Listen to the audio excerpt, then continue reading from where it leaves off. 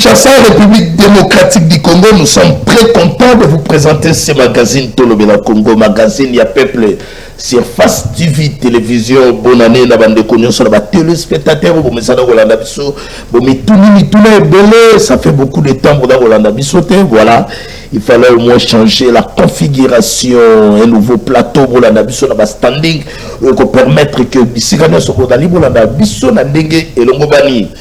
Très chers téléspectateurs, au côté 2023-2023, au Banger d'Ali énorme, notamment élection, tout d'Ali Kozela, arrivé à Pape, au Edali pour le 31 janvier 2023, insécurité, au Edali Koureni, la partie Est de la République démocratique du Congo, et ça lui préoccupation pour la vie, et puis gouvernement, au Edali à mode de téléchargement, tout d'Ali pour très bientôt, samedi.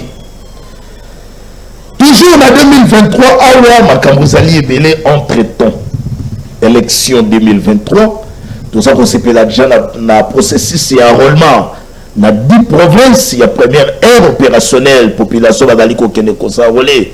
Nous restons qu'avec 2 jours pour Makambango ici là. Kalima Azali Kolobaelo Komorote. Entre-temps, dans la société civile. Bataille politique, il faut que 60 jours pour être population à Kobabongo, na Bukende, pour répondre à devoir na état que citoyen, bazwa ba carte na bango ndenge longo bani pour permettre bango ba kende ko voter ba la choix. Il y a ba dirigeants ba komema biso ba diriger ko la République démocratique du Congo. Et ça les préoccupations pour la biso to lobelango awa na magazine to lobela Congo. Merci la population, merci la téléspectateurs pour la confiance. Ba pesi biso sin oyo basale la rayango dans l'Assemblée nationale, basale la rayango et pas il y a ba imibeko ba juge ba président, il y a ba tribunal basale la rayango. Oh permettre biso désormais tout ça la mosala na ndenge elongo bani. Entre-temps, pour l'élo, très chers téléspectateurs, tout d'aller la plaisir. Yakoyamba, Madame Betty Bamba. Premier awa attaque une patriote congolaise, où il y a un plateau na biso pour analyser à ce qui concerne la République démocratique du Congo. Pour tout yebibisonio so que na mois où il y a janvier 2023, les 4 alaki bongo mukolo ya commémoration. Il y a 64e anniversaire, il y a martyr, il y a indépendance. Tu sais que le 16 janvier, et dans la vie qui il y a 22e anniversaire, il y a mort, il y a Moussé, Laurent Désiré Kabila. Tu sais que le 17 janvier, et dans la vie il y a commémoration, il y a 62e anniversaire, il y a assassinat, plutôt il y a disparition, il y a assassinat, il y a Emery Patrice Lumumba. Congo d'hier, Congo d'aujourd'hui, où en sommes-nous? Tokomi wapi, et ça les préoccupations pour la biso, yango to benga ki maman na biso ya wana kati ya plateau, pour to meka ko solo la na bo solo pe bo sembo, ba imboka ba meka kolanda biso. Tika été to présenter bino invité na biso. Madame Betty Bamba boye malamu awa na plateau na biso ya magazine Tolobela Congo to epe kolobela Congo. Merci beaucoup Ndekonangai Yves. Nani sengo mingi ya kokoma lelo na chaîne na biso pona kolobela o etali mboka na biso Congo.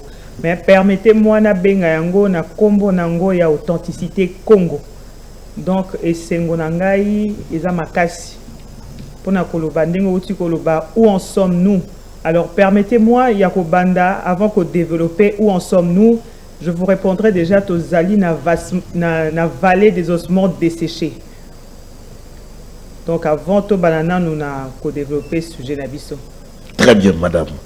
Tant que va moni ngalo on a sepeli makasi surtout to bani premier numéro ya magazine nabiso na 2023 to bani ba bona ba mama. Tant que ba moni mama lelo ma solo ya politique ba moni ba kuluka ba est-ce que maman dans la partie politique maman Betty Bamba azali nami maman Betty Bamba nani ya tindi e po aloba nani ya pesier ndingisa autorisé parce que to yebike ba maman bazonga la moi c'est maman biso au moins to qui courage ya koyamba yo maman. Pourquoi? Parce que même le chef de l'état na landaka ina poto alobaka yekuto asepelaka que moto a ko succéder o ya ko succéder à la maman. Nani atindi yo awapo ya koloba na kati ya plateau na biso. Papa motatiti ngazate.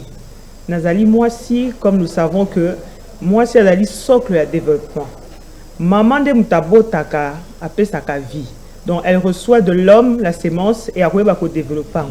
Alors ndenge toyebi pe tozali batototanga, la femme et la nation est représentée d'une façon péjorative na mwasi. Donc en tant que femme nazo kapasi babi pasi robota maman mutaye bakayango. Pasi pe opesi la bomo yo moni ke mono yo boti azo tambola vine za malamu te maman za kana pasi. Yango moni lelo parti politique ité parce que na adhérent à parti politique moroté na âge d'angati lelo. Donc c'est un peu ça. Très bien. Avant de côté la première sujet le premier chapitre na biso où en sommes nous to komi wapi na République démocratique du Congo parce que na mokili que bateau poto lukato avancer faut to bateau réfléchir tout ça la rétrospection to bateau uti wapi to kolobela ba grand moment na ba erreur ya ba prédécesseur ya Félix Antoine Tshisekedi pe ba conséquences nango après to ko kota na makambo oyo etalipe ba enjeu de l'air makambo ya élection makambo ya insécurité à est makambo ya arrivé à pape ezalipe ya mutuya awa na école République démocratique du Congo pour être tolobela yango mais entre temps la régie et de moi kabola ngai pesanga na lombango photo ya Fortina Biselele conseiller chef de l'état wale dali actualité tokotika yango tetika na lombango tomeka ko analyser Fortina Biselele Mon mboka pesangai photo na rapidement. Fortina Biselele. Est-ce que vous pouvez m'aider la régie si nous parlons les mêmes langages? Otilangai toyoka nini oyo esali que Fortina Biselele kende ko se retrouver na prison. À mon juge naturel na parquet près la cour d'appel ya Kinshasa Gombe. Si nous parlons les mêmes langages, si c'est bon la régie et dengai dans le mbango toyoka d'abord son voilà tout l'anda yango invité la biso et puis je crois qu'il peut émettre sa pensée. Population madame Olanda biso va comprendre. C'est parti rapidement. Ça a proposé à son homologue rwandais une chose simple. Nous sommes un pays riche, vous êtes nos voisins, aucune guerre ne fera déplacer les frontières, nous resterons de voisins à vie. Moi je vous propose de mettre ensemble des projets où nous allons jouer au win-win, gagnant-gagnant. J'ai des minéraux chez moi qui vous intéressent. Vous avez la possibilité, avec votre carnet d'adresses, de contacter les investisseurs partout à travers le monde et nous allons travailler en synergie pour essayer de développer la zone ensemble. Il lui a proposé, moi personnellement j'ai été à Kigali à plusieurs reprises, envoyé par le président Tshisekedi, porteur de ce message. Et le président Kagame était tout à fait partant. On a beaucoup avancé jusqu'à ce qu'à un certain moment, il y a eu des intérêts obscurs qui ont fait que voilà, la situation est telle qu'elle est aujourd'hui. Maintenant que la communauté... Merci. Merci Kondi. Donc, tu as un conseiller privé à chef de l'État. Ils allaient interviewer Bakordagui dans Alain Foucault. Voilà, donc tu as dans la télévision, mais je suis très content de la vidéo. Azali Kolobela, à ce qui concerne les minéraux, il y a la République démocratique du Congo, selon lui, a d'aller envoyer un chef de l'État les contrats avec Kagame. Vous avez les carnets d'adresse, nous avons les minéraux. Un contrat gagnant-gagnant, c'est-à-dire, minéraux na biso et kene na Rwanda. Kagame, comme il a les carnets d'adresse, à l'Ukaba investisseur. Il y a un autre Lukeli, Biselele Makambo pour se retrouver la prison centrale Yamakaro. Population va bengi biso ba meki ko analyser bato ba bafako lukatulo bato lo bela ko bo mais makambo ngo dali ndenge nini. Mama Betty Bamba tango yo landa ki makambo yo. Tango Fortina Biselele à mon juge naturel n'a ya passé la prison déjà et si gadali déjà sur moi chambre na ya vanda toujours ba conseiller mon konzamboka. Lecture mimi pe analyse nini oyo yo sali et pas que compatriotes congolaises ou l'ingimboka na yo dans le souci pour y en avoir pour méga analyser là où est l'école République démocratique du Congo. Il y a solo papa pour nanga na banalise faite toujours pour namboka nanga. Moko ya ennemi ya mboka na biso, j'ai toujours dit que zaki bakor. Ko banda époque coloniale tito ko malelo.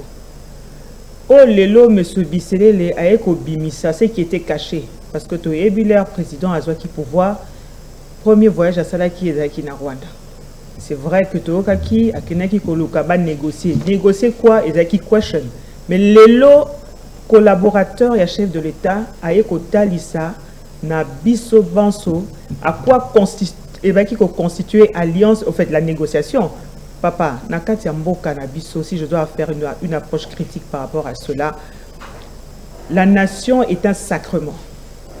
Quand je dis un sacrement, donc peuple yé mokwaza sacrement na ba richesse na ya sous-sol. On ne peut pas venir kokutana mutu oto yebi o abundisaka biso o abomisaka biso to que négocier na ye na tout ça la gagnant. Non. L'héritage du peuple congolais, les richesses n'est pas à négocier avec celui qui est le bourreau du peuple congolais. Donc les amants ne peuvent pas si ce qui réellement que négociation est qui basée sur gagnant. Donc c'est tout ce que je pourrais dire. Est-ce qu'il mérite d'être arrêté? C'est une haute trahison? Bon, ou bien il a dit que la vérité? Papa, c'est ça politique, hein? On a vraiment les politique. Parce que ko bimisa le quoi le ndenge wana, et ça haute trahison d'abord pour le peuple congolais. Ceux qui vraiment ceux qui vraiment ezala qui négociation, ezala qui sur base au balobaki, ça c'est une haute trahison. Être arrêté, je ne sais pas pourquoi il est arrêté. Parce que abimisi vérité ou bien à déformer vérité, ça aussi ça cherche, on devrait bien koeba but ni bakangelier.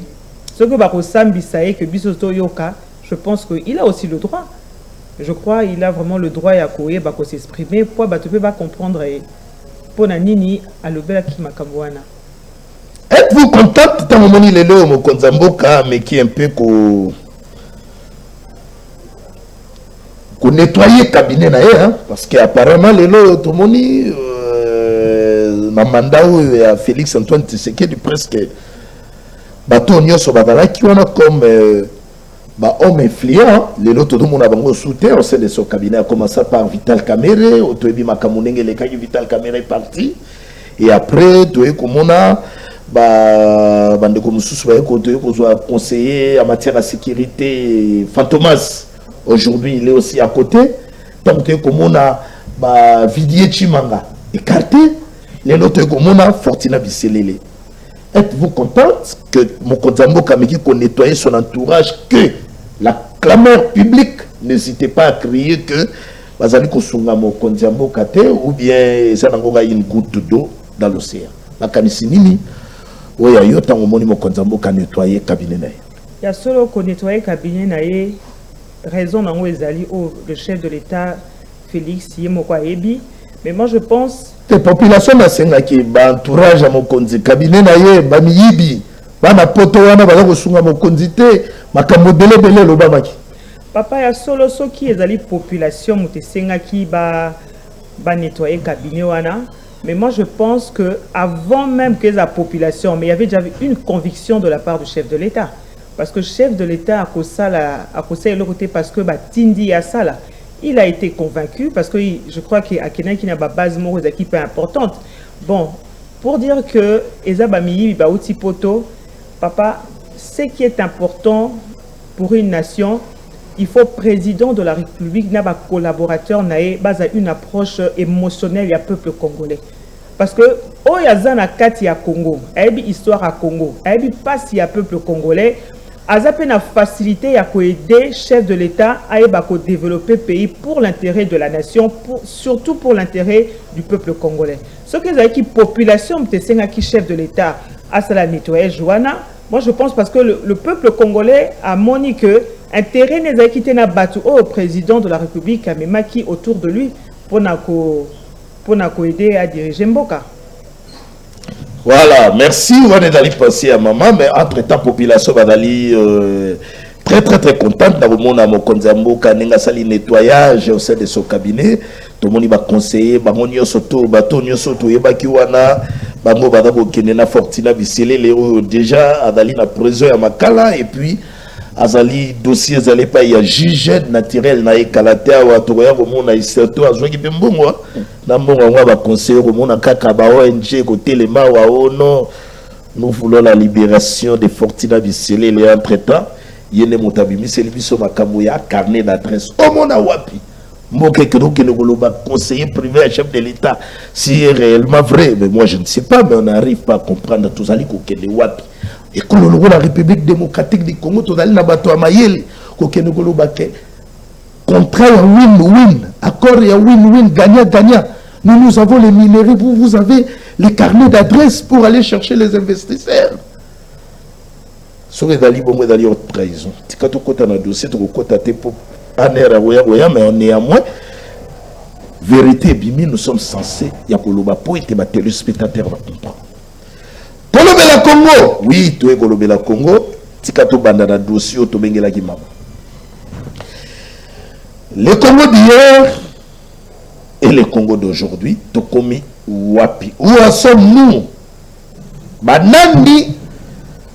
Bazali ko boya Congo ekende liboso banani babebisi Congo ezali bato ya kala Mobutu po bakasavu na lumumba tika ku bango to kokotsa bango na makambo te ezali Mobutu ezali Mzee Kabila oya lukela biso ngambo eko yela biso ba Rwanda ezali Joseph Kabila oya yeli biso makambo ya brassage et meni ya filtration to lelo yo to ikoloba kezali Félix Antoine Tshisekedi boya yeba ki mabe.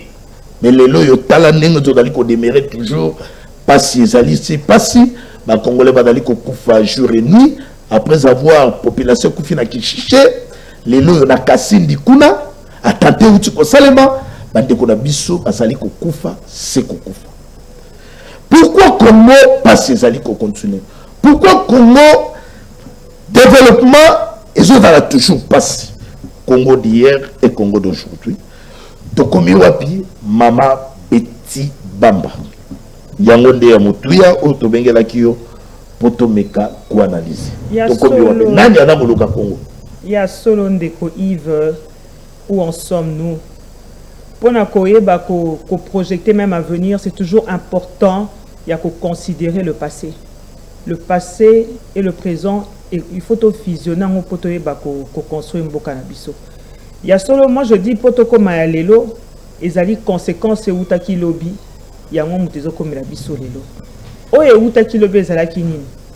Le fait que la colonisation ait quoi abolir en quelque sorte, je dirais, ba loi na ba principe qui corrige le royaume Congo.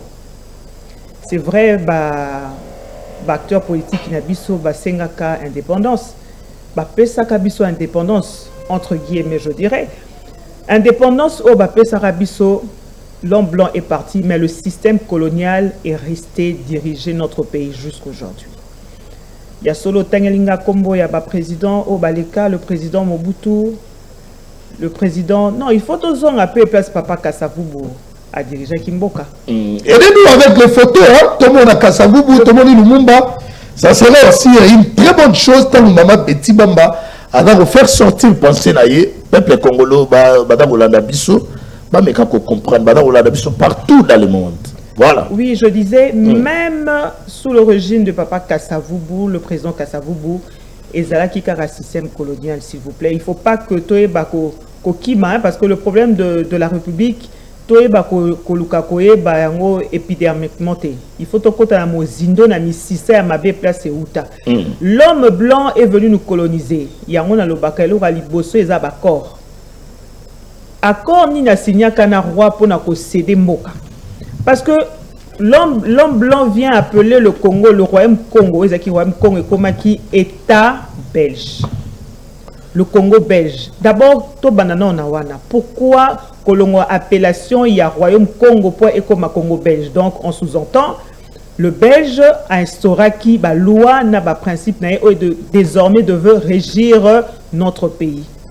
Il y a solo Togangi, nous voyons papa Simo Kimbangu qui a commencé déjà à réclamer déjà indépendance na kati ya mboka na biso. Nous avons vu papa Nzezalam déjà avec l'association de la Bako, donc Alliance de Bakongo, qui réclamait déjà l'indépendance du Congo.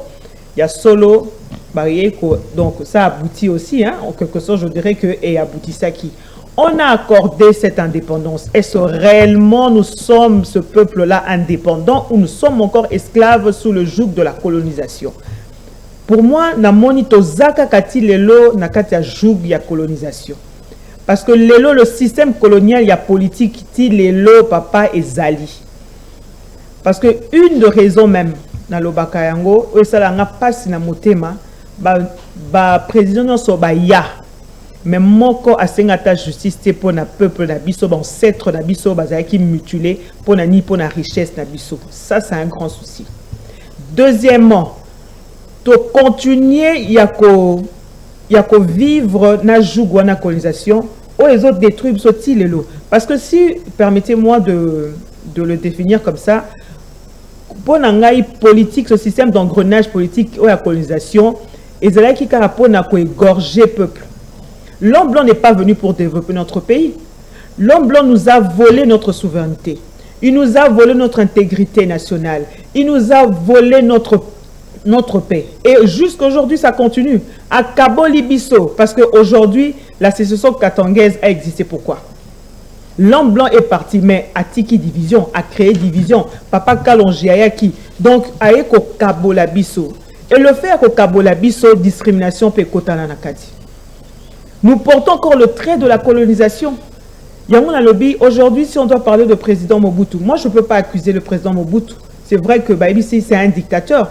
Le président Mobutu a commencé à faire la guerre même, je dirais, à s'opposer même à Baparena au Bachaka na pouvoir. Au Baïdaka a fait la coup d'État. Il a compris que l'homme blanc a authenticité à pouvoir. Alors, ceux qui, pour ne pas trop parler, le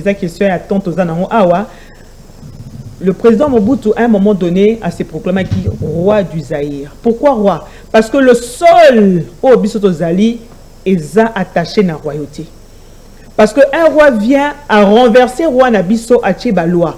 Et où sont parties nos lois? Mobutu, je dirais, ce n'est pas un dictateur, mais il devait s'imposer d'une façon ou d'une autre. Yako, je dirais, ponako sanini, ponako ebako. Ko kanga ba circuit mususu ozaki ba beche ba tikaka alobi tolingi zaidi boke moko ekolo moko. Il appelait à quoi? À un chef. Et un chef, il faisait allusion à quoi? À un roi qui était un chef. Le royaume Congo avait un pouvoir, c'est vrai que nous sommes le Balanga, mais le royaume n'était pas dans toute l'étendue de la RDC. Nous avons eu un pouvoir central ozaki le royaume est représenté dans la province par de chefferie. Alors l'esprit même de notre pouvoir est un esprit royal. Et cet esprit royal a ses lois, a ses principes pour régir notre nation. Et même pour le bien-être, il y a peuple congolais, il y a peuple congolais Nabiso. C'est vrai, Nebalobara, il y a toujours le bon côté et le mauvais côté. Parlons de Mouzé. Est-ce que Mouzé est-il responsable? Il n'y a pas Siamboka Congo Nabiso. Une très bonne question. Alors, mon cher ami, je dirais non. Parce qu'à un moment donné, ceux qui faisaient la guerre à Mobutu... Mais papa, vous voyez, il y a des neveux, comme ça, mais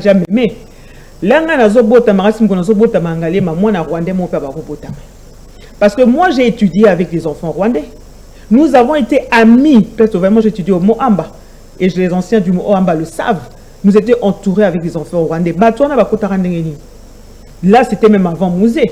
Donc, le problème du Rwandais, est bandit, Karana Mouzé. Non, mais poste la responsabilité, c'est Mouzé qui a donné. Papa. Il y a commis ministre des Affaires étrangères, il y a commis Nani, il y a commis. C'est par là. Et c'est quand essentiellement, l'autre de pays pour casser, il y a tant de victimes. Plus de 10 millions de morts. Et papa, il y a un alobaka, mon col est sous Yamabe, parce que l'histoire du Congo était, en fait, est un samarasou-souté. Moi, je vous dis, parce que je vous dis des choses qui sont vraies. Le Rwanda est banni Natangwa Mouzete. Rwanda a banni depuis l'époque de Mobutu. Quelles sont je dirais, les négociations qui ont été faites pour que Rwanda se retrouve avant même Mouzé? Mais nous avons eu de Rwandais qui ont occupé quand même la fonction noble dans Katambo Kanabiso. Ça, c'était même avant. Donc pour moi, aujourd'hui, le Rwanda, Kagame n'est qu'un mal nécessaire. Parce que tout le monde aujourd'hui a utilisé, bon, je ne sais pas utiliser, mais a toujours qu'on soit aide à Rwanda, soit pour conquérir leadership, le sommet du pouvoir dans notre pays. Effectivement, je ne dis pas que Musée à côté de Rwandais, mais pour déstabiliser au fait le pouvoir en place, à Kenepe comme m'appelle Rwandais na bayaki. Et bisope le lona yon a lobby accord au basignaka question ti le auto e barati. Tomoni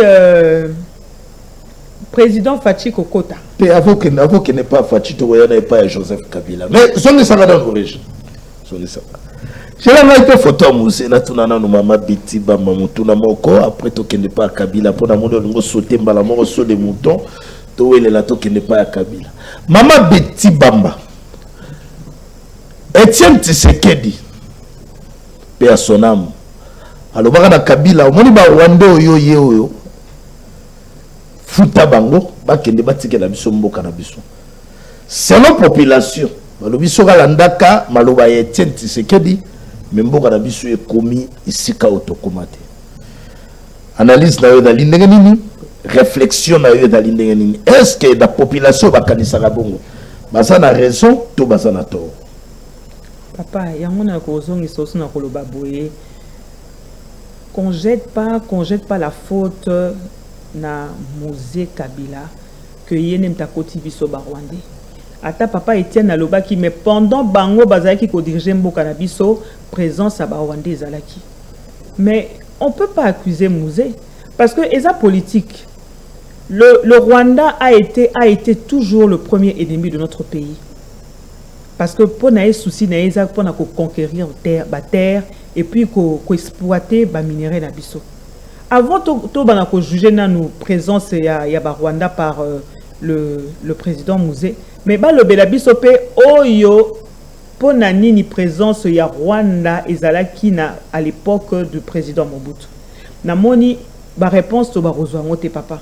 Mais seulement ce qui est vrai.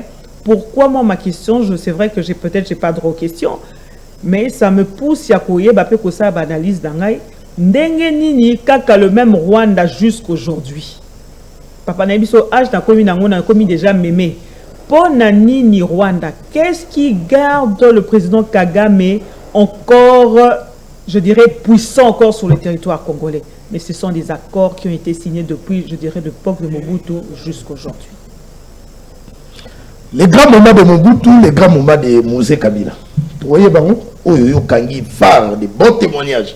Au Kozanango, pendant 1 minute et puis on avance. Pour que la Joseph Kabila, pour qu'on ait ce qu'il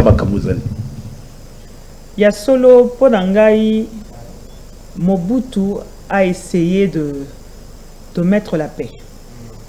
Wana Tomi Lobelango. Parce que Ponangai, Kobanda, Mobutu Tilelo, n'a mon quoi pays est à diriger. Excusez-moi de le dire. Le pays n'est pas dirigé pourquoi? Parce que Kimia, Bitumba, Kokufa, Makila et Leki. Parce que Nganazana a jona kominango papa. Natikala koyokate que bon peut-être dans le secret ou bien bon moi dans tezalaki mais nayoki natikala koyokate bitumba na est ndito yoka lelo bitumba na est papa ya modèle to kominango na l'époque de Mobutu. En tout cas n'a souvenir mon côté ou pendant 17 ans ou pendant un long moment ou bien na katikati règne ya Mobutu otoyoka que donc si on doit diviser le règne de Mobutu. À ça, déjà combien? Plus de 30 ans, la moitié de son règne, Ezaka Bituma, autres Okutana Lelo, n'a pas président. Donc pour Mobutu, on peut retenir la paix. Ouais. Pour Musée Kabila. Ah, c'est dommage parce que d'abord, le Musée Kabila a oumé la pouvoirté.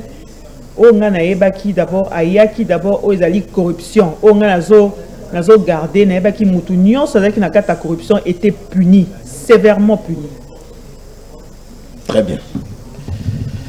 Comme soyez concentrés, nous avançons s'il vous plaît. Ça c'est une émission politique. Voilà.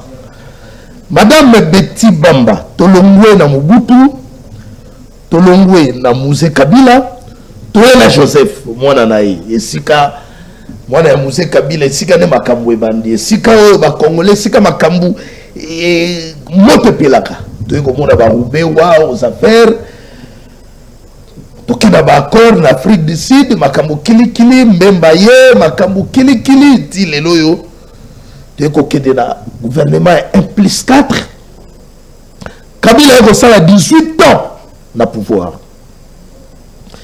Les grands moments de Joseph Kabila Kabange, est-ce que dans un bon témoignage, les erreurs, il y a Kabila où il met les conséquences, au régime actuel, pendant le Baliboulou à 18 ans de l'écart qui m'a cassé. Mais d'abord na Kabila. Grand moment il y a Kabila. Joseph. Il y a solo pour Nanga le grand moment du président Kabila. À Koloba, ça n'engage que moi. Le fait que le président Kabila, en fait, pour un parti politique, ils ont mon anti-valeur. Pourquoi je dis mon anti-valeur? Parce que nous remarquons quand il y a un parti politique Nabiso, ce n'est plus la bataille à idée. Ce n'est plus cette bataille idéologique, mais comme une bataille à leadership. Et Kabila Narègne, nous avons entendu parler de la reconstruction nationale. La reconstruction nationale, j'ai vu le président Kabila na ba infrastructure, banzela, voilà, dans les infrastructures. Mais ce qui n'a tali bien, même le président Kabila a commencé à démembrer tous les partis politiques. Papa, je dis bien tous les partis politiques. Podanga.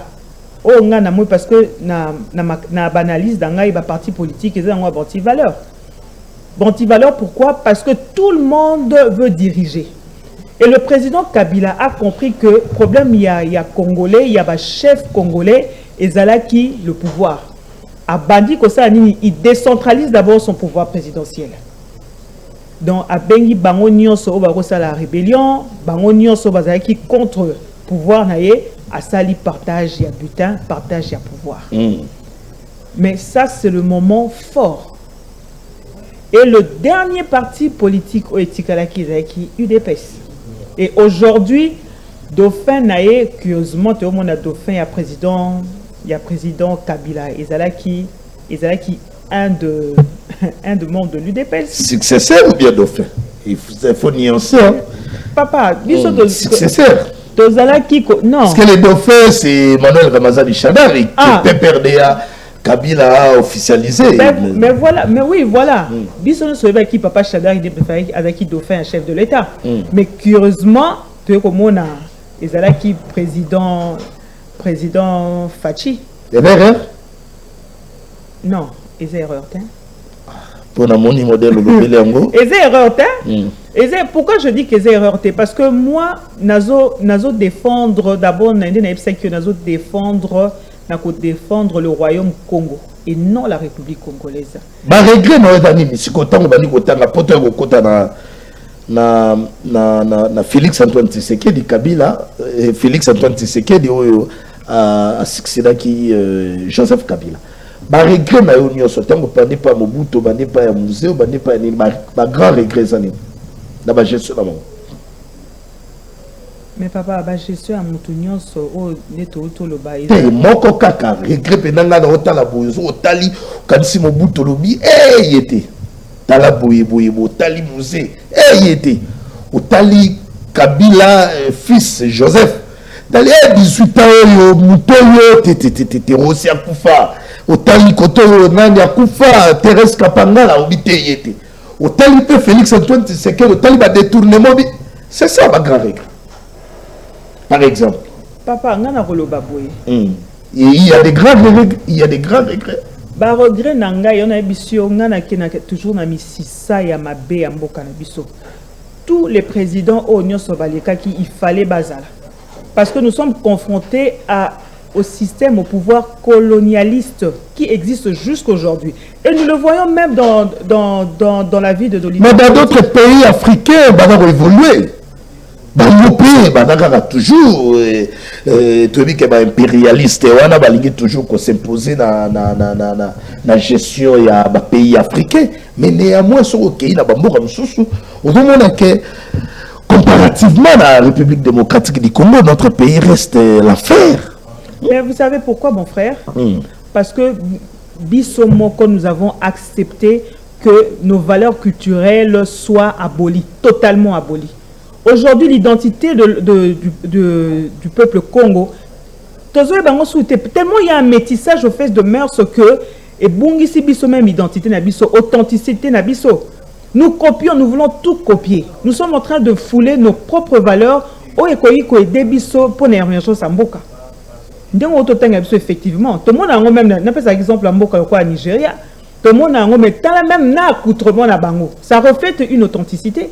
Ça reflète une authenticité qui est liée à leur culture. Et je parie que les gens comme ce papa qui peut coloniser.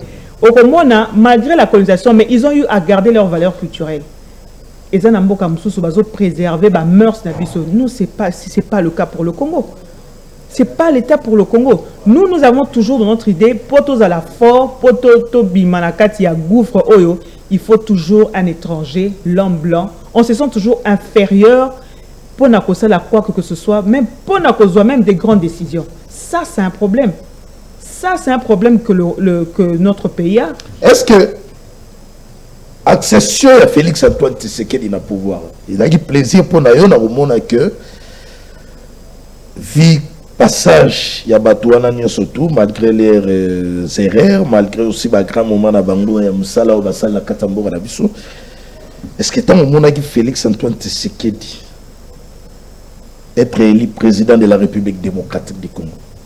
Il a dit mon motif il y a satisfaction pas inayo ni news là qui au monde n'est pas inaye comparativement à bateau nyo soto baleki. Est-ce qu'on moni yango to moni yango ti to lelo do continuer pe kaka na regret te koloba ko continuer na regret c'est trop fort to zui bana mobutu tika biso makile tangati lelo alors à flot. Alors, comme on président de la République, parce que c'est un des fils de notre leader politique de l'opposition, Papa Étienne Tshisekedi. Là, nayoka qui discours na el bosola alobaki que à cause na kimiate soki bandeko na biso à est bazui kimiate. Alors, donc pour moi, j'encourage cette vision, j'encourage cette thèse. Je peux que l'accompagner dans cette vision. Il faut à Kangaba Robino tous les canaux au Etangsaka Makila Namboka Nabiso papa. Parce que aussi longtemps que tous ces canaux-là ne sont pas fermés, ne sont pas détruits, on aura du mal de développer notre... Est-ce que dans l'espace 5 cas là, donc comme il y a 5e année, mais président Fachila raconte na scène politique, mais Ebani déjà n'a pas de problème. Comment on peut évaluer? Comment on peut l'évaluer? C'est difficile d'évaluer parce que d'abord, Moka ont posé biso, pardon, province ont posé biso problème, va se concentrer nyonso et Zanagoma. Mais quelque part, on est en train d'oublier. Déjà. Voilà, c'est ça que je voulais dire. On est en train d'oublier le problème de l'Est n'est pas un problème aux Ezalaki et Yebanakité. Leur président, avant de pouvoir à Yebaki, secteur à problème et Zagoma. Et voilà leur aïe, voyage à Liboso et Zaiki Nagoma. Il n'a pas été ignorant de cette situation-là. Il n'a pas été ignorant. À Sali, il y a Motouya, c'est là. Papa, il y a Motouya, le monde la conseil, comment on a appelé ça? Oh, il y a des militaires na Goma. Comment on l'a appelé encore? État de siège. État de siège. Donc ça veut dire que le président savait, avant tout, pour diriger Mbokanae correctement, il faut assis ça Bitumba ou à Est. Mais malheureusement, les choses au Kende, comme on dit, de mal en pire. Ma bena, ma bekaka, ma kila. Et quand pire encore aujourd'hui, depuis Nabota, ma papa, acte terroriste, on a eu à bombarder l'église. Ça c'est grave. Papa, ça c'est grave. Au Congo, on a habité avant Nabotama, ou bien peut-être habité que Makamabon et les Kanatik à la Koyokangote. Et ça, c'est très compliqué. Ils sont demain, hier, Basali on a coin ya Mboka na biso et boso ba na capitale. Donc ça veut dire déjà tozo ba déjà ma kanisini ya ma be ba rebelle bazanango. C'est très difficile pour le chef de l'État Ponanga ya koyeba vraiment ko mema mboka na ndenge sengeli parce que lelo même yemoko nenga zawana ko bangi ekoti Parce que la population se sent plus en sécurité. Déjà, on ne se sent pas en sécurité. Maintenant, Makambo est commis à Kotiaba bombe, papa, c'est encore pire. Jusqu'à quand? Alors, moi, je suis papa. Et puis, quel esprit, au fait, animé de quel esprit il y a bombarder l'église? Donc, ce sont des gens, au fait, qui sont là pour le sabotage. Et ce sabotage va continuer même dans le lieu public. Hein? Donc, va changer de stratégie dans bango papa nanga ya kobeta.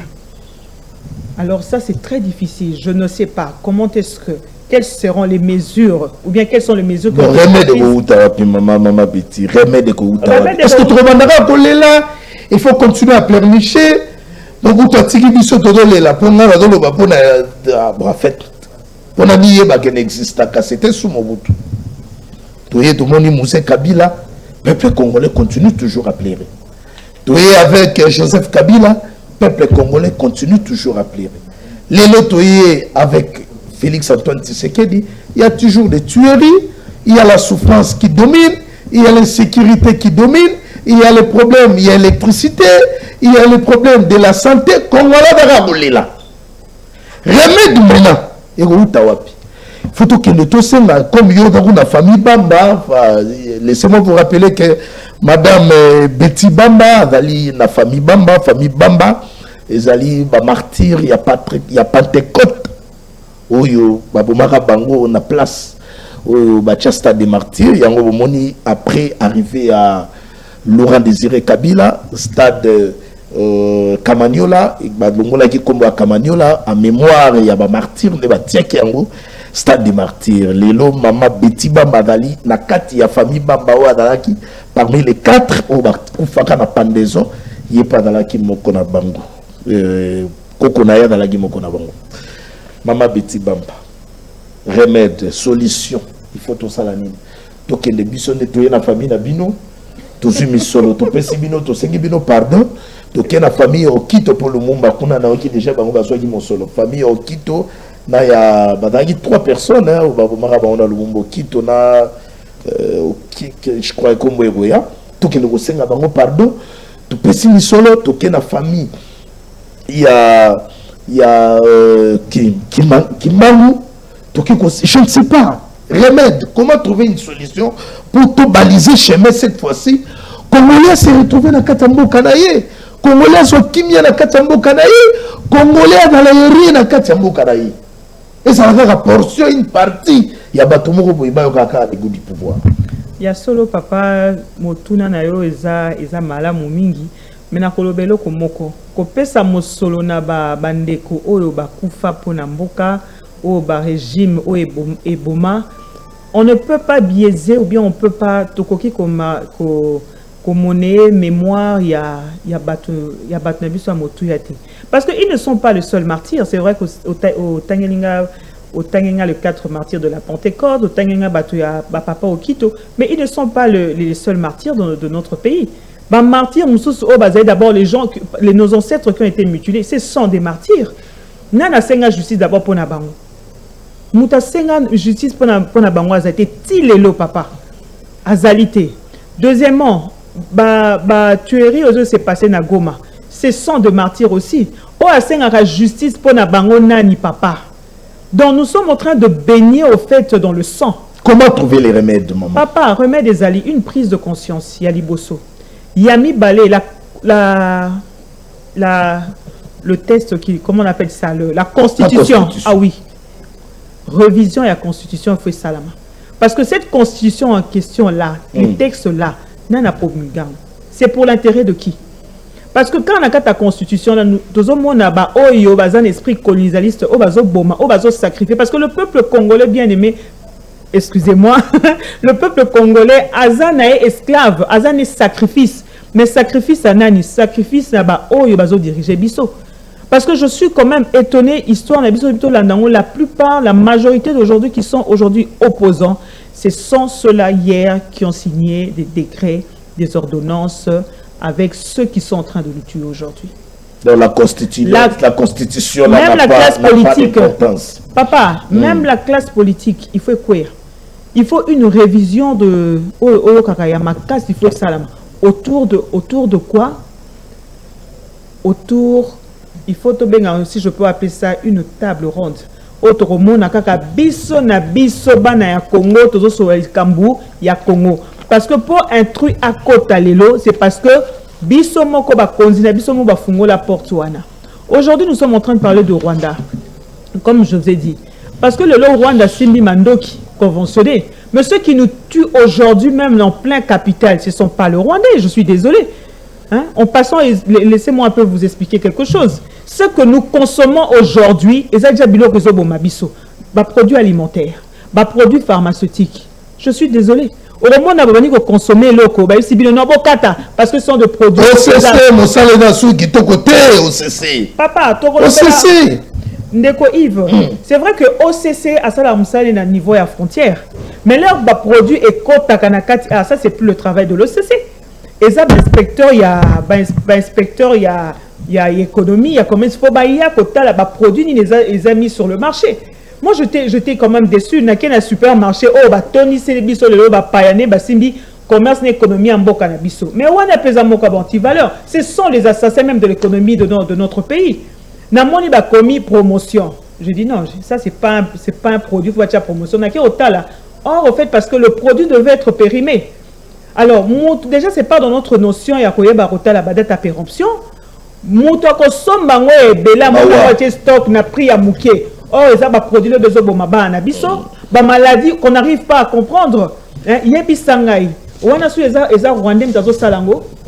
Non, ce sont ceux qui portent des esprits colonialistes, bazo kotisa biso babilo kandengwana et puis oboma biso. Parce que avant de résoudre le problème, d'abord il y a Rwanda. D'abord eza na kati awa. Cet esprit colonialiste qui est en train de nous diriger aujourd'hui, tolingi ango li susute papa. Voilà le remède. Tolingi ango susute. On doit changer la classe politique. Et pour changer la classe politique, nous devons toujours faire très au passé. Parce que pour construire l'avenir, nous devons toujours tenir compte du passé, du présent. Pour avenir à l'obé et à la bien. Qu'est-ce qui s'est passé? Qu'est-ce qui s'est passé autrefois? Et qu'est-ce qui se passe maintenant? Le problème, même dans le même Kagame et Mora Sekarabiso. Kagame vraiment Sekarabiso Moutou, aebi ba politicien congolais que le Kagame Azate. Parce que, dès qu'on le dit bien, tout le monde dit que le musée a été Rosanini, il y a même Rwandais dans Mboka. Et ça, c'est vrai, nous avons vu. Les Rwandais aussi occupé des postes importants dans notre pays. Mais pour Bangoba Kota, quels sont les accords qui ont été signés? Aujourd'hui, Kagame ne partira pas seul, s'il vous plaît. Même à taille au mandat international contre l'assassinat, bien, on va être surpris. Même nos dirigeants seront cités. Tout à fait. Même nos dirigeants seront pris dans le même sac que Kagame. Tout à fait. Et aujourd'hui, voilà que on se retrouve faible même devant l'ennemi du peuple congolais. Pourquoi? Parce qu'il est protégé. Et qui le protège? Même, je serais même, en passant, même à l'époque de Mobutu, ceux qui ont commencé à faire tomber le pouvoir de Mobutu, mais ce sont les mêmes opposants hier qui sont allés voir Kagame.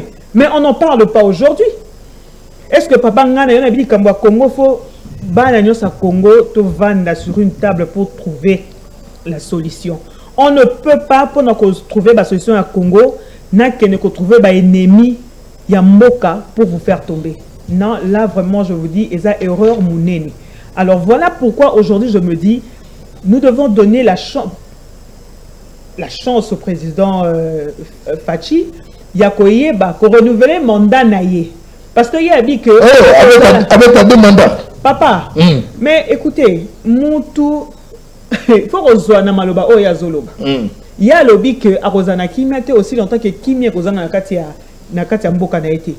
Papa Nathan ou Asali, nous avons été tous bisson tous moins ramenés de s'est passé. Kimia a quitté, donc ça veut dire que non, nous avons ma stratégie n'a rien sauté. Non, mais oui, ma voyage, il y a des voyages, il va voyager, il y a des taper Moubaté, état de siège, il y a tié, le remords à Malongate, bon, il y a de l'Obama demanda. Motivation d'année. Papa, nous avons besoin d'accomplir au Yalobi. Parce que le président Kabila a eu à décentraliser le pouvoir. effectivement, le problème du Congo est un problème de leadership. Et un problème y intérêt à peupleté. Bobundi si Kabila décentralisé pouvoir, après c'est Moutoumtou Parnaye. Et aujourd'hui, en face de nous, nous savons au moins évaluer chaque parti politique. Et les grands partis politiques. Nous savons faire cette évaluation. Et aujourd'hui, l'UDPS aussi, qui était parmi ce grand parti politique d'opposition, tout s'appelle Otomonaye, Assil, il s'appelle Ikamoupé à Congo. La suite viendra après. Très bien. Donc, tout ce qu'on a biso Fayoulou, Moïse Katumbi Kotoyo a quitté l'Union sacrée pour d'ailleurs le Béli que non, son cahier de charge n'était pas d'ailleurs respecté. Fatia respectera encore. Makambu Belé, Matatampo ne peut Kotoyo candidat à se prononcer qui. Donc 2023, selon Maman Betty Bamba, le peuple congolais a fait sa confiance dans Félix Antoine Tshisekedi par rapport à mission nayo à Lubaki, par rapport à combat nayo, il y a Pekota na République démocratique du Congo. Pekara na Est et même na Ouest, partout qui m'y a écouté. Ni mieux de retenir awa na masolo na biso to beti avato kota na parce qu'on a resté avec 10 minutes. Maman Betty Bamba lobeli makambu ya conscience collective. Je suis très content d'avoir aussi un peuple congolais. Alobeli makambu ya constitution doit changer. Constitution yo ezali ko sunga mboka na biso to ikede liboso. Il faut tout changer, renouvellement ya classe politique. Renouvellement en est que maman Betty Bamba a libaya na députation to yebite tika to kota directement na masolo ya élection 2023 au total na processus ya enrôlement ya ba électeurs na 10 provinces ya première ère ya zone opérationnelle oyo et ko selon ba date to yebi rejoindre date finale et bongo mokolo le 23 sauf imprévu peut-être Kadima va parler. Dans la société civile, acteurs politiques, peut perdre de côté déjà dans les côtés les maintenant. Assez écoute na batonaba qui ne consangolé malgré tout ça je crois na quelques tours na jour ya souka puis c'est quoi changer par le bateau. Yota motali processus oyo na début na ngokaka tant bato baké na ba kambo ba enrôlement. Yo mo milobela nini? Est-ce que Kadima oyo asa kolukela mboka oyo liwa mboka oyo tumbama to Kadima dali ko rassurer biso vraiment une très bonne élection par rapport à l'élection il y a 2006 to tagina Kabila 2011 peut-être comme en 2018 où est que Félix Antoine Tshisekedi a son côté. Mais papa dakani si mutu moko te azobunga leur président Fachi Azwaki qui bokondinae après ça qui biso rendez-vous na 2023. Donc di Kambwa 2023 et bandi le loté il y a ba préparatif il y a élection et banda qui déjà na ba masolo banda déjà depuis président Azwaka pouvoir nae. Alors li Kambo oyo PPRD ont reproché monsieur Kadima nazo mona ngote ou bien qu'est-ce qu'on devait changer abandonner la cour constitutionnelle composition d'abord ya cour après to ya bato batien na kati ya équipe ya Kadima badidie manara wana bazaki mandaté na PPRDT mokolo to signature ya PPRDT ya FCC ezalité Félix Antoine Tshisekedi a sali makambo na na ndenge na. Mais papa, c'est lui le garant de la nation. On ne peut pas porter un jugement au chef pour na sala kindengwana te asali boy. Non. Ça je pense qu'il faut pour nangai qu'on arrête. Ce que violer procédure. Badama moi battre le mélange ezalité. Papa, na biso politique to bengaka eza somo. Donc politique discours et ko pesa malelo échange jamais dans la seconde ezolanda. Pour nangai arrêtons, nous devons un peu arrêter ya koluka kocha mobulu parce que là mobulu le kota automatiquement tokozonga sima et comme non poto kana kité oh bitumbe bandi oh kosone bandi pour d'être fixé à l'élection et que ça la maté et ça les sous ça nini oh ba reporter parce que c'est un dialogue papa yango wana mais dialogue le dialogue vous avez et comme nini partage à banini il y a buté encore hein parce que dialogue on a but dans et Rosani hein pour faire taire les voix qui vont se lever et Rosalani papa nanga nous sommes aussi fatigués je pense que le peuple Congo est fatigué il y a un système au Union Sowana on a parlé des élections ok tokeni na ba élection pour abanga ki élection te alobi tokeni na ba élection yango peut te moni que oh il y a le date appelle ça qui la date prévue pour les élections yango na moni azoko kisa yango alors allons-y arrêtons de compliquer les choses. Très bien, tout dans la kimia.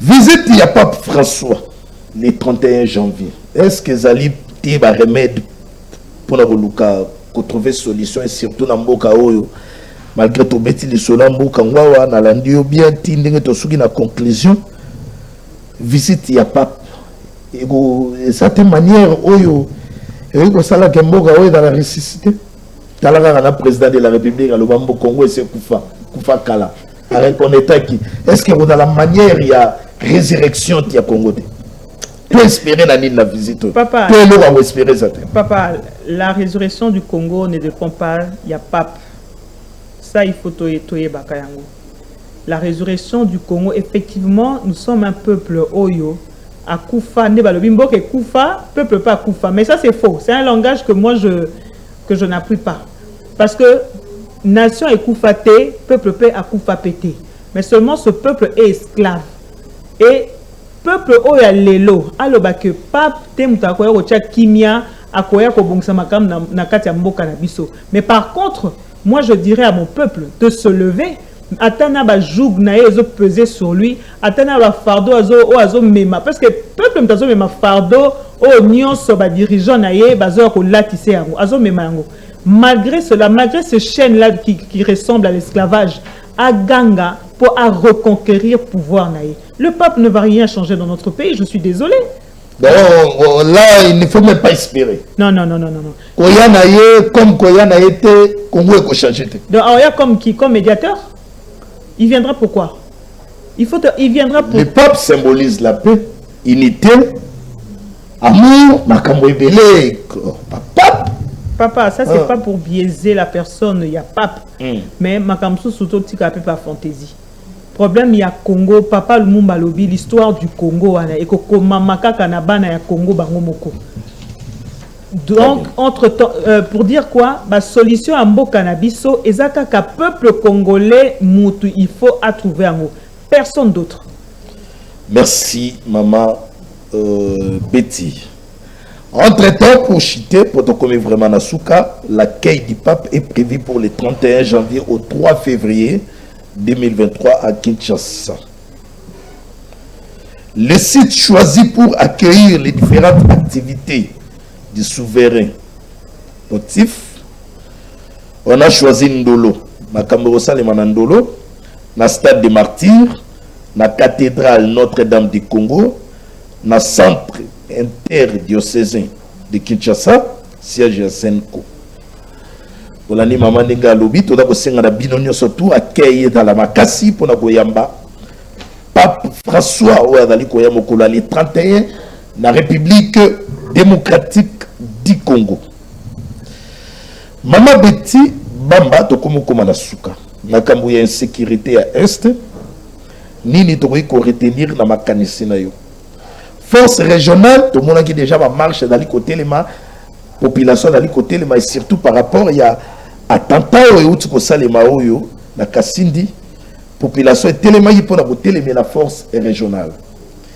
Ni autre ko espérer positivement na ba ndeko badali koya pour na ko tchabiso appui ko trouver paix na partie est. Est-ce que il faut compter sur force régionale tandis que bah, tu peux programmer armée congolaise FARDC comme 8e en Afrique. Donc, bah, pays où on a et à ces bisous dans les colonies. Est-ce qu'il faut continuer toujours à rester dans cette communauté régionale et surtout force régionale au Badali Koya pour créer une zone tampon à la République démocratique du Congo? Papa, Nalobakaboué. L'armée congolaise, c'est une forte armée. Il faut qu'on le se dise. Avant tout, on compter d'abord dans la force extérieure Rwanda. Pourquoi pas Kocha armée Nabiso le lenge et sengeli pour aller barobunda bitumba. Mais guerriers les na kata moka Nabiso. L'héroïne est na kata peuple Nabiso. Mais seulement même n'ayons pas peuple congolais ko banana soldat na civil. Mais Aza affaibli. Qui affaiblit d'abord l'armée congolaise? Hein, Papa Nanga? Qui affaiblit cette armée? Est-ce que notre armée est incapable Yakoye Bakosi Sabitumama Mboka Nabiso? Non, je ne pense que non. Pas du tout. Merci. Très chers téléspectateurs, merci Combe, merci à l'équipe technique. Nous sommes à la fin. Je crois qu'on va clôturer ces magazines dans la rubrique. Rubrique contre clôturer en Dali. Yo invité Nabiso Miti à la place si chef de l'État. Beti maman Beti Bamade to yambiye boalobi. Ngai so na komi mon kondi. To ngai na komi président de la République. On sait la mini pour la peuple. Dans les manières Nabiso moto na moto. Il faut appeler ça makanisi na pour egosunga. Attends comme nous présidente de la République mais bateau va d'aller pour diriger biso ah egosunga pe bangote ba surtout pour na kosunga mboka na biso et que les liboso. Ngai soki na komi président de la République. Donc il y a maman Betty Bamba. Soko komi président de la République to bandi. Papa. On sala ni pour la peuple. Té lelo soki. On fait le barotera le bo ngai soki na komi président de la République. Na kosala boye pour la peuple. To limelo bagara 5. Promesse phare. Oyo ko sunga pe fachi esika zali. Azo ata style na mo mokia koma. Peut-être dans le mandat Oya, maman le bito peut c'est deuxième mandat, il ko sungaye. Abunda pe pour le peuple congolais et surtout les soucis c'est le Congo. Comme on a maman ayebo na plateau na biso pour na roloba. Pour na roloba kaka makambo etali Congo ezali lisekité. Maman Betty Mandela yebo roloba. Ngai soyi na tali président de la République. To ngai na mitié na Fati na place ya Fati. Tala makambo ngada ko sala. À vous le micro. Papa. Oh, on a kosala ezaka kam. Il faut banda ngai soki na dali présidente de la République. Tala makambo ngana kosala o bandi siko koloba. Lelo ngai maman Betty soki a commis lelo. La présidente de la République démocratique du Congo na kozongisa peuple congolais na esika nae. On a toujours dit que le pouvoir était na peuple. Ce pouvoir-là ne peut jamais être synonyme na social, mais na mentalité à peuple congolais. Peuple congolais n'aime taper sa cabisse au pouvoir, yakoyeba ko gouverner, yakoyeba ko diriger mboka. Nous devons mettre, je dois être capable de mettre mon peuple à l'intérêt, au fait, je dirais principalement l'intérêt, même il y a décision, il y a mboka, parce qu'il n'existe pas une nation sans peuple. On ne développe pas la nation qu'avec ses richesses, mais la première richesse, je dirais péjorativement, c'est le peuple. Yami Balé. Yami Balé. Makambo sécurité. Papa, Yami Balé. On a un mercenaire, ma force étrangère. Papa, Yami Balé, na kozongi sa armée congolaise na esika nae. Pourquoi? Parce que c'est l'armée, c'est la sécurité. Oh, yonem te vanisaka kimia na mboka. Lorsque nous dormons, oh bazana ba frontière eza banane. Oh ba veyaka jour et nuit pour nous eza banane. Il faut que l'armée congolaise ait zongane sika na ngona ba service na ngonyonso. Kofuta soda neti combien? Papa, nakanisi moto ya mutu o efaza kofuta ma ya mutu ya ezali mutu o azo pesa bomo inae pona ko batela bomo ya bato. Salaire à combien, maman présidente? Papa, na modèle aussi il faut évaluer. Faut te ba ko évaluer. Il faut na yeba mbongo ya soda et ba ko bimana lidusu nini parce que il faut azala na économie, il faut naïeba ou soit Gécamine, je suis malheureusement n'existe pas aujourd'hui. Il faut naïeba mbongo ya minéraux et zalim mbongo peut-être je dirais pas à 100%, peut-être on peut s'approcher maman. Tout le bakaka salaire à soda. Président de la République tant azali na nina le soda reço mandat pour malgré son mité. Ko sa tabiso. Papa koko seza mabe. Yoko sa tabiso. On kamisa combien salaire à soda. Papa ba prime de risque nyonso wana il faut to yeba ko évaluer ango. Okay? À peu près combien? Papa, soda à moins gradé. Papa, soda à cause matina ba $20,000. Peut-être plus aussi. Sur le buto sangisa ba prime de risque nenyon soana. Pourquoi pas? Soda c'est pas seulement question il faut afuta a mandat. Soda il faut à mesure il y a quoi assurer l'avenir du lendemain il y a pas nanae. On sautait déjà la justice on s'allie. La justice. Papa, la justice sans conscience est nulle. Il y a ce que justice mais non, il faut conscience. Conscience, il faut ezala pour justice et sala. Conscience c'est quoi? Je suis appelé à faire quoi? à protéger la nation. Je suis appelé à faire quoi? À sécuriser. Je suis appelé à faire quoi? Yako kimia na mboka na ngai. Ça, c'est la conscience. Et les magistrats, à Kanyi, Lelo, na Tongo, na Poko, à Tiki. Torosuga wapi, mais mon Congo, ils ont la tête. T'as la mon à 5 jours et Kenda. Si vous avez comme président, les magistrats, on ressent na bangoni. Papa, ça, c'est la haute trahison. Quand on détruit un peuple, la corruption, d'abord, c'est la. Comment yo magistrat ya mboka, papa, au cause a corrompu? Hein? Ça, c'est le système colonialiste.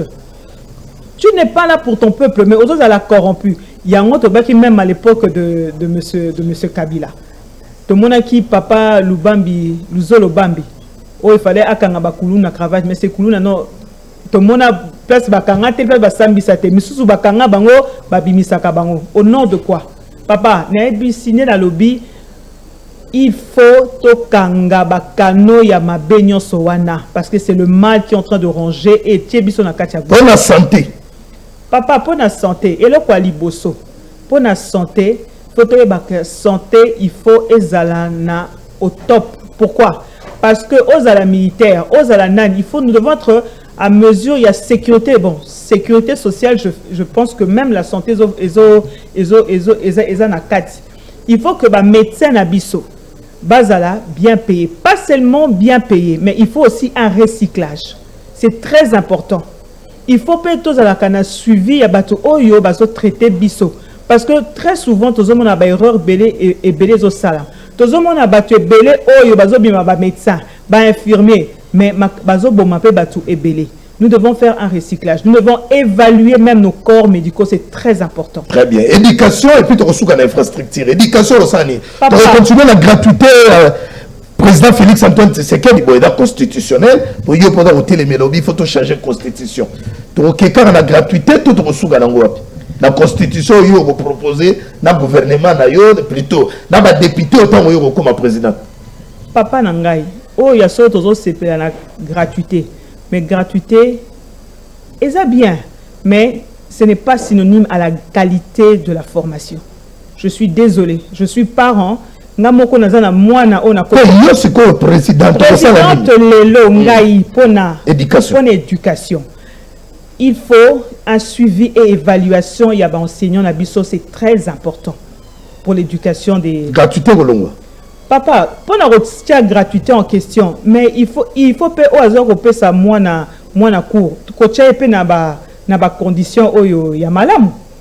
Comment tu appelles gratuité? Mais il faut appeler la carte gratuité. Comment bana ba vendre dans la salle de classe? Deux fois les leçons ne sont pas données comme il se doit. Hein? Et il y a lacune. En fait, il y a lacune des autres côtés mituna ya bana biso. Merci maman Betty. To soki l'infrastructure rosala nini? Soit de moutons, ça va dire que Kabila Salaki, pour ça nini pour le peuple. Non, pour d'abord il comme banzela papa, il faut na ko fungula banzela na ba quartier na ba avenue kuna ko luka banzela ya sika pour na ko eba ko dévier d'abord bambouteige au ezalaka. Hein? Élargissement de na ba terre amener ndengwana, ça c'est pas une solution. Même au baye ko tchela biso lelo ba onyo sotomoni, mais est-ce que si problème d'embouteillage? Et si problème fallait d'abord ko banda côté biloko oulié ko uta ko tonga banzela na moni yango ndengo dans la mien. Papa. Ezako ko tonga te ko kota ti parce que ngasi na sala voyage na camion. Si na landa camion na ba Congo. Eza mamso o koti olandi camion na kata ba Congo mozo mona ke camion à marchandise moins et accéder kuna principal ezate. Si ko yebisanga biloko mso ezo pola. Tozo ku fanzala pourquoi? Parce que banzela d'abord kuna na ba fin fond ya bamboka et salamate. Tosilisi maman. Ok. Tosilisi. Maman Betty Bamba, na lingina des annoncés, landa motuna ya suka pena pona clôturer. Na dossier matata ponyo. Makambo ya Bukangalonzo, sobi yo na président de la République. Olinga osalani. Papa, eza justice te? Eza justice. Il faut que bambongo o ebima pour un projet à Bukangalonzo et salanini, c'est très important. Bon, matata ponyo, il faut répondre à l'acte devant la justice. Il faut répondre à papa, c'est très important. Pour la Moïse Katumbi, Congolité, yo soro dagi président de la République on va sani. Papa, lelo tikana eba ko kolobela moi likambo ya papa ya monsieur Moïse Katumbi. Moïse Katumbi lelo baza étranger. Mais lobby a gouvernement qui n'est ni Katanga. Donc, vous tournez page dans ma caméra. Non, pour au fait, il ne faut pas qu'on ne tombe pas dans le faux problème. Non, vous tournez page. Papa, hier, parce que ceux qui... Il y en a le Bako, constitution et reconnaître M. Moïse Katumbi comme un fils de pays. Yango wana a gouverné qui kata. Mais le na présidence, papa, balobi azali étranger. Nana commissaire étranger, nana commissaire qui est fils du pays. C'est ça le problème. Papa n'a pas balobi étranger. Papa, attends, papa n'a qui étranger. Mais bon, comme il sait que le président de notre tika ya abanana et asala musala na ya postulé. Papa n'a pas biso likamoko. Problème à nationalité pour moi c'est un faux problème. Merci maman Betty Bamba, merci na passage na yo awa na magazine Tolobela Congo. Merci na ba téléspectateurs onyo so bolanda biso awa pendant 1h10 ou à 15 minutes hein, voilà. Na plateau na biso ya Fast TV télévision bolanda biso lundi, tout à l'heure en direct, lundi à 15h de Bolanda Biso, puis la rediffusion, na 22h, juste à la Fast TV télévision, Bolanda Biso, na plateforme, na YouTube, na Tolobela Congo, Bolanda Biso, na chez Biso TV. Bolanda ba image, on a surtout pour s'abonner massivement. Tout à l'heure, on a toujours pour la Biso la préoccupation. C'est la République démocratique du Congo et on est patrimoine commun au Sangi Sengai na yo. To kala ngai na to dans la Congolais te menzamé da sala to dans la Congolais. Bonne suite des programmes sur Fast TV télévision. Tonton Libero Tonti.